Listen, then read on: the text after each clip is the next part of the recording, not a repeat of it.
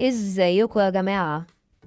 النهاردة هناخدكم جولة في قرية لافيستا باي، الساحل الشمالي. ودي أول قرية نشوفها مع بعض في منطقة الضبع. يعني احنا شفنا مارينا، وبعد كده شفنا مناطق سيدي عبد الرحمن، وشوفنا سيدي حنيش، لكن ده أول كومباوند في الضبع. وهنقول لكم ازاي ممكن تجيبوا QR كود بمنتهى السهولة عشان تدخلوا. لافيستا باي بتقع في الكيلو 169. هي بعد مراسي يا جماعة بحوالي 40 كيلو. يعني هي بعيدة شوية عن سيدي عبد الرحمن وبعيدة شوية عن منطقة راس الحكمة. يعني أنا دايما بقول لو حد عاوز يقعد في لافيستا باي يعمل حسابه إن هو ما يكونش عاوز يخرج كتير من القرية. أحلى حاجة في قرية لافيستا إن هي معمولة زي تلال كده، وإن أغلب الوحدات والشاليهات بتكون شايفة البحر. لو عايز تأجر هنا شاليه 3 أوض هيبقى متوسط السعر 10,000 جنيه، ولو عايز تشتري شاليه 3 أوض متوسط السعر 10,500,000 كاش. ده المعروض حاليا في لافيستا باي. في أكتر من مكان في قرية لافيستا ممكن تاكل منه، زي المنطقة دي اللي اسمها بيت روكس، وهي فيها أكتر من تروك ممكن تاكل منها أو تشرب منها قهوة مثلا.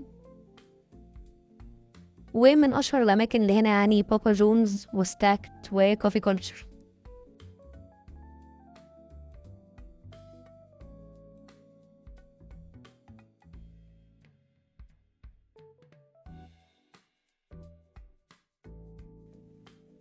دي المنطقة التانية اللي فيها خدمات، فيها محلات لبس ومحلات نظارات، وفيها مطاعم كتير زي مينس وبيتزا ستيشن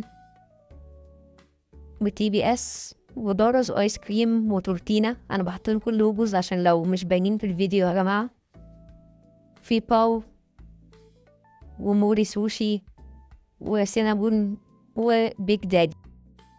لو عايز تخش لافيستا وما عندكش QR كود هتخش على البيج دي على انستجرام بتاعت يومامي او امامي، وهتنزل تحت هتختار كلمة reservation لافيستا باي ايست. هيدخلك بعد كده على صفحة تانية، هتختار place your reservation. بعد كده هتختار كلمة umbrella اللي تحت دي يعني شمسية، وهتلاقي هنا مكتوب ان انت تختار الديت. الاول هتلاقي مكتوب فوق التعليمات بيقولك كل حاجة زي شمسية مع 2 شезлونج 1 بين باج وبياخدوا 5 أفراد.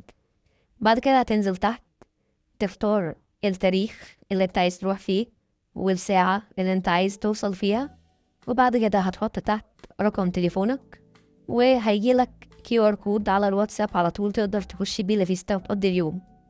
وطبعا تقدر تكلمهم بالتليفون لو عايز تعرف أي معلومات زيادة، لكن أنا رأيي لو هتروحوا المكان ده ممكن تفطروا فيه بس وتقعدوا على البحر، لكن ممكن تتزودوا في أماكن تانية كتير جوه القرية برضه. كده احنا ركنا وبنتمشى رايحين على البحر، وده البول اللي موجود قبل البحر على طول وهو حجمه حلو جدا. كده احنا داخلين على البحر خلاص، وزي ما انتوا شايفين الدنيا النهارده فاضية شوية، ولكن البحر هنا للأسف هو صخري. البحر مش حلو قوي يا جماعة. والشماسي قدامكم اهي، وكل شمسية عليها بين باج أو شезлونج. لو عجبكم الفيديو يا جماعة اعملوا سبسكرايب ولايك للفيديو واستنوا الفيديوهات الجاية.